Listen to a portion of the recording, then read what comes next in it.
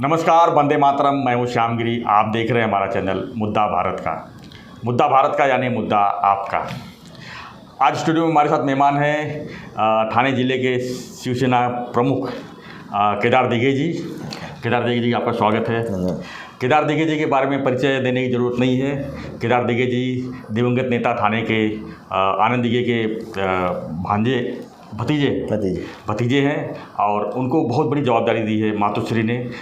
जो जब उद्धव और शिंदे की शिवसेना अलग अलग हुई है तो केदार दिघे जी को बहुत बड़ी जवाबदारी दी गई है और ठाणे ज़िले की पूरी जवाबदारी दी गई है कि उनको फिर से एक आनंद दिघे जो है केदार दिघे में दिखा और उन्होंने इसकी जवाबदारी दी। तो केदार जी, आपको क्या लगता है ये कितना बड़ा चुनौती है जिस तरह से इस समय ठाणे शहर में चल रहा है, क्योंकि आपके सामने समझ लो सीधा मुकाबला एक मुख्यमंत्री से है। नहीं, मेरा कहना ऐसा है, या तो मेरे मन में ये चीज़ है कि जो जवाबदारी सन्माननीय उद्धव साहब ने मुझ पे दी जी, तो जब भी वो दी गई थी तभी एक पेज में मैं भी था। इसके पीछे कारण ऐसे है क्योंकि ये जिला प्रमुख का पद ये वंदनीय धर्मवीर आनंद दिघे साहब ने जिस खूबी से, जिस हिसाब से उन्होंने निभाया था जी, उससे शायद से लोग कंपेयर करते रहेंगे। पर मुझे एक बहुत ही 100% ट्रस्ट था कि जब भी मैं ठाणा में काम करना शुरुआत करता हूँ जी, तो यहाँ के जितने भी जुने शिवसैनिक हैं, जितने भी निष्ठावान शिवसैनिक हैं, उनका आशीर्वाद, जो ठाणेकर जनता है, जिस तरीके से उन्होंने पूरी ज़िंदगी दिघे साहब के करियर में अगर आप देखोगे तो उन्होंने भी एक अलग तरीके से उनको साथ दी थी और उनको सही मुकाम पे लेके जाते वक्त संगठन का काम, ठाणेकर लोगों के उत्कर्ष का काम, ठाणे के उत्कर्ष का काम, ये उनके हाथों से हुआ। तो ये लोगों ने भी साथ दी, कार्यकर्ताओं ने भी साथ दी और वही कार्यकर्ते जो अभी एक उम्र का फासला लेके आज एक अलग मुकाम पे है, वो सब लोग मुझे वही तरीके से सपोर्ट करेंगे। इसके बारे में एक गारंटी रहने के कारण मुझे मालूम है कि जो भी जवाबदारी दी गई है वो सही तरीके से निभा पाऊँगा। क्या लगता है चुनौती कितना है, क्योंकि आपके सामने सीधा लड़ाई मुख्यमंत्री एकनाथ शिंदे के साथ में है, क्योंकि यहाँ पर जो ठाणे में है उनका जो है वर्चस्व काफ़ी बड़ा है और उनके सपोर्टर काफ़ी, मतलब पदाधिकारी जो है उनके सपोर्टर में है, कार्यकर्ता आपके साथ में है लेकिन पदाधिकारी उनके साथ में है, उनके साथ पूरा सत्ता है। तो जो संघर्ष दिख रहा है इस समय ठाणे में, उसको कैसे आप उसका मुकाबला कैसे कर रहे हो? दो चीज़ इसमें मैं कहना चाहूँगा। एक तो कोई भी नेता ये अकेला नेता नहीं बन सकता है, इसको कार्यकर्ताओं की ज़रूरत है। शिवसेना ये संघर्ष बनी हुई संगठन है और आज तक अगर आप देखोगे तो शिवसैनिकों ने अनेक नेताओं को यहाँ पर बनाया हुआ है। जो नेता यहाँ से निकल पड़ा तो भी संगठन जैसे है वैसे ही रहा है जी। उनके साथ संघर्ष है क्या, तो मैं तो कहूँगा कि संघर्ष उनसे रहने से कारण हम लोग ये सोचना चाहिए कि ठाणा का उत्कर्ष कैसे करें। जो उत्कर्ष, जो करप्शन लेके आज ठाणे महानगर पालिका पे ठाणेकर जनता जिस तरीके से देख रही है वो हम लोग हटा कैसे पाए और आगे जाके अगर ठाणेकर जनता हमें वो अगर एक चांस देती है ये टीएमसी में यानी ठाणे महानगर पालिका के चुनाव में और हमें जीता कर लाती है तो हम ठाणेकर लोगों के लिए क्या अच्छा कर सकते हैं जो आज तक नहीं हो पाया। सिर्फ अच्छी चीज़ें बनाई और लोगों के सामने लेके गए, मतलब ठाणेकर जनता का उत्कर्ष हुआ क्या या ठाणे का उत्कर्ष हुआ क्या, तो वैसे नहीं होता क्योंकि यहाँ पर करप्शन बहुत बड़े पैमाने पे है जो मैं पहले से बोलते आया हूँ। तो वो हटाने की ज़रूरत बहुत बड़े पैमाने पे एक वो प्रायोरिटी पे वो करना चाहिए।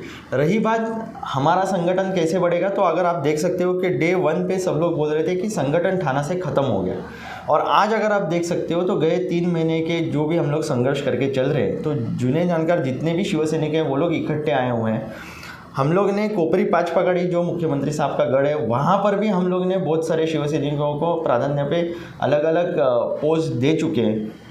नए कार्यकर्ता उमड़ के आए हैं, नए तरुण आ रहे हैं, अलग अलग जाति जमात के लोग, अलग अलग समाज से लोग जुड़ रहे हैं। तो अगर आप देखोगे तो संगठन के प्रति आकर्षित रहना ये बहुत पहले से होते हुआ है और इसके आगे भी होते रहेगा। और यहाँ पर बाला साहब के विचार है तो बाला साहब के विचार, दिघे साहब के विचार है। दिघे साहब एक निष्ठता आखिर तक उन्होंने इस भव्य प्रति रखी थी, संगठन के प्रति रखी थी। तो मुझे ऐसे लगता है कि चुनौती से अच्छा ये चुनौती न रहते हुए एक अपॉर्चुनिटी है जहाँ से कुछ अच्छा हम लोग ठाणेकर के लिए कर सके, वो देखने का मेरा नज़रिया है। आपने दिघे साहब का नाम लिया तो दिघे साहब के मार्क आप भी बता रहे हैं, दिघे साहब के अनुयायी वो भी शिंदे साहब भी बता रहे हैं, तो ये दिघे साहब के साथ ही रास्ते पर चलते हुए ये दो गुट क्यों हो गई यहाँ पर? आपको क्या लगता है, दो शिवसेना क्यों दिख रही है था? नहीं, जो हुआ वो बहुत गलत हुआ जी। मैं पहले दिन पे भी मैंने यही कहा था कि ये दुर्दैव है कि ये बहुत गलत बात है कि जिस तरीके से ये हो गया। और एकनाथ जी शिंदे ये कोई आम कार्यकर्ता नहीं थे, ये एक नेता थे। संगठन में उनकी प्राधान्य से वो पहले नंबर पे, उद्धव साहब के बाद थाना में अगर कोई रहेगा तो वो थे। तो मैंने वो दिन पे भी कहा था जब भी वो अलग हो गए कि इन्होंने अगर संगठन में रहते हुए अगर उद्धव साहब से वो बात करते तो इसमें से कुछ हल निकलता।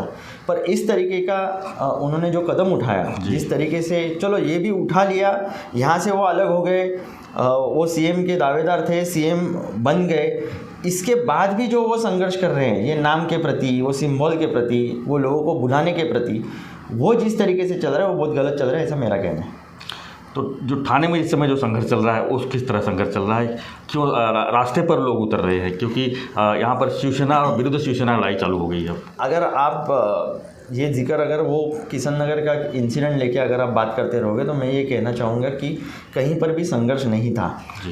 थाना के अलग अलग एरिया में मैं जा रहा हूँ, अलग अलग मोहल्ले गलियों में मैं घूम रहा हूँ, वहाँ पर कभी ये हुआ नहीं। जिस दिन पे हम लोग किशन नगर में थे उस दिन पे भी कोई भी जिस तरीके से बताया गया वो सब इंसिडेंट होने के बाद, तो वैसे कोई भी चीज़ हुई नहीं। वो बहुत गलत तरीके से वो रिप्रेजेंट किया गया। उनके जो प्रवक्ते हैं मस्के, उन्होंने जिस तरीके से बताया वो कम्प्लीटली झूठा बताया गया। उन्होंने कहा हम लोग ने घोषणा की, उन्होंने कहा हम लोग ने मुख्यमंत्री के खिलाफ बहुत गलत तरीके की घोषणाएँ दी, उन्होंने कहा कि वहाँ पर हम लोग ने संघर्ष की सोच लेके आए थे। संघर्ष की सोच रहती तो 25 जन आते नहीं, पहली बात। दूसरी बात, हम लोग आए थे इसलिए, और हम लोग पूरे थाना में इस तरीके से घूम रहे हैं कि जहाँ जहाँ पर हमारे नवनियुक्त कार्यकर्ता जो पदाधिकारी बन रहे हैं उनको हम लोग शुभेच्छा देने के लिए जा रहे हैं, वहाँ के लोगों को मिलने के लिए जा रहे हैं। वो जाते वक्त वहाँ पर संघर्ष होने की कोई भी संभावना भी नहीं है और सोच भी नहीं है। दूसरी बात, वहाँ पर गए हुए हम लोगों ने कभी भी मुख्यमंत्री जी हो या और कोई भी हो, कोई भी नेता हो, उनके खिलाफ कोई भी गलत बात हम लोगों ने की नहीं। अगर उनके पास है तो उन्होंने वो रिकॉर्ड पे दिखाना चाहिए, जो उन्होंने आज तक दिखाया नहीं। इसके अलावा उन्होंने झूठे केसेस हमारे पे डाले। अच्छा, उसके अलावा 25 जन हम लोग थे तो वहाँ पर 150-200 लोग वहाँ पर भाग के आते हैं, वहाँ पर वो लोग उनके घोषणाएं देते हैं, वो लोग मारपीट करते हैं और वो लोग कहते हैं कि हमारे गढ़ में आएंगे मुख्यमंत्री जी के तो हम लोग छोड़ेंगे नहीं, हाथ पैर तोड़ देंगे। ये पुलिस स्टेशन में हुआ चीज़ है और ये रिकॉर्ड पे ये वीडियो रिकॉर्डिंग है इसकी, और सब जगह पे अलग अलग लोगों ने इसका प्रेस रिलीज थ्रू बताया हुआ है। हमने भी प्रेस रिलीज ली थी, हम लोग ने भी प्रेस कॉन्फ्रेंस लेके खुद कमिश्नर को मिले थे। तो ये सब चीज़ें जो है वो कितनी सही है कितनी गलत, ये हम लोग ने दिखाने की कोशिश की। रही बात इसके आगे भी हम लोग जहाँ जहाँ पर हमारे पदाधिकारी है, जहाँ जहाँ पर कार्य करते हैं, जहाँ जहाँ पर ठाणेकर जनता बसी हुई है, वहाँ पर जाने का हमारा जो कर्तव्य है हम लोग करते रहेंगे। दूसरी जो एक और संघर्ष देखने को मिल सकती है, जैसे कि यहाँ पर शिवसेना शाखा को लेकर काफ़ी दोनों गुट में जो है काफ़ी खींचतान चल रही है कि शाखा कौन सा कब्जा किसका होगा। मैं आपको शाखा को लेकर काफ़ी मारामारी चल रही है। शिव सैनिक करके हमारी सोच ऐसे है कि जहाँ पर हम खड़े रहते हैं जी, वहाँ से हमारा कार्य शुरू होता है जी, वहाँ से हमारा कर्तव्य बनता है कि लोगों के प्रति जो भी अड़चन हो, कोई भी समस्या हो, उसका हल निकाले। शाखा ये बाला साहब के टाइम से, दिघे साहब के टाइम से रही हुई है, और ये दुर्दैव है कि जो लोग एक साथ खाना खाने के, जो लोग सुख दुख की बातें वो शाखे में बैठ के करने के, वो आज एक दूसरे को सही तरीके से देखते नहीं और गलत तरीके से वो पेश आते। ये पहले हुआ था, अभी ऐसे है कि दोनों गुट जो भी रहेंगे वो शिवसैनिक करके वहाँ पर आते हैं, सम्मान्य बाला साहब और दिघे साहब के विचार लेके चलते हैं। तो वहाँ पर अब भी फ़िलहाल तो कोई संघर्ष है नहीं जी। तो आगे जो अभी महानगरपालिका चुनाव है, मुंबई के साथ में थाना का भी होगा, तो चुनाव में किस तरह का, क्या शिवसेना विरुद्ध शिवसेना रहेगा कि और भी पार्टियां हैं, राष्ट्रवादी कांग्रेस पार्टी है, भाजपा है, कांग्रेस है, तो आपकी लड़ाई किससे है? नहीं, मुझे ऐसे लगता है कि अगर आप देखोगे तो अंधेरी का चुनाव अगर आपने देखा रहेगा तो वहाँ पर सब लोग एक साथ रहते हुए शिवसेना यानी शिवसेना उद्धव बाला साहब ठाकरे का कैंडिडेट वो जीतने वाले थे, ये स्वाभाविक था और वो सभी ने प्रेडिक्ट किया था कि वो जीतेंगे। मुझे ऐसा लगता है आने वाले चुनाव में सब लोग एक साथ रहते हुए महाविकास आघाड़ी का जो गठबंधन पहले से रहा हुआ है वही तरीके से होगा और अगर भले वो रहा भी नहीं तो भी इसके बारे में मैं बोलना उचित नहीं रहेगा, क्योंकि एक कार्यकर्ता करके मैं इसके बारे में डिसीजन नहीं लेता, ना ही सोच सकता हूँ।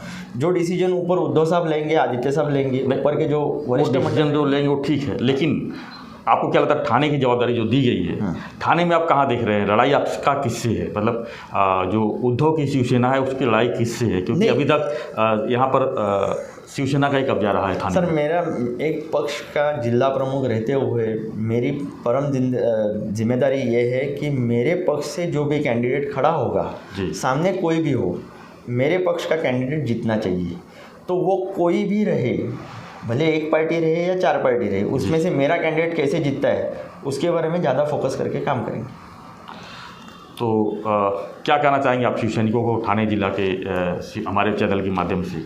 नहीं, मैं तो यही कहना चाहूँगा कि बहुत जन गलत रास्ते पर भटक चुके हैं। शिव सैनिकों ने आज तक, और ठाणे जिला में खास करके शिव सैनिकों ने दिघे साहब की सोच लेकर, बाला साहब की सोच लेकर यहाँ शिवसेना में शिवसेना का संगठन बढ़ाने में काम किया हुआ है।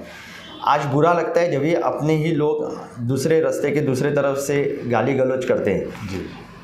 भले उनकी सोच भले अलग रही, पर मैं तो यही कहूँगा दिघे साहब का भतीजा रहते हुए कि आप गलत हो, और आपको अगर ये आपकी गलती सुधारनी हो तो आप हमारे साथ आना चाहिए। जो दिघे साहब का कार्य था वो बढ़ाना चाहिए, और इसके लिए हम लोग साथ में मिलकर क्या अच्छा कर सके और ठाणेकर नागरिकों का, ठाणे का उत्कर्ष कैसे कर सके, वो अच्छा कैसे बनाए, यहाँ पर करप्शन फ्री ठाणे महानगर पालिका किस तरीके से हो, ये हमने सोचना चाहिए। ना कि बल्कि जहाँ पर ऑलरेडी करप्शन हो चुका है, जो लोग उसमें इन्वॉल्व हैं उनके साथ खड़े रहकर लोगों का और घात नहीं करना चाहिए। उनका विश्वासघात हो रहा है ऐसे मुझे लगता है, ठाणेकर जनते का विश्वासघात हो रहा है ऐसे मुझे लगता है। तो इसके लिए हम लोग सब लोग मिलकर ये ठाणा अच्छा कैसे बने इसके ऊपर सोचकर इसके ऊपर कोशिश करनी चाहिए। धन्यवाद केदार जी, आपने हमारे स्टूडियो में आए।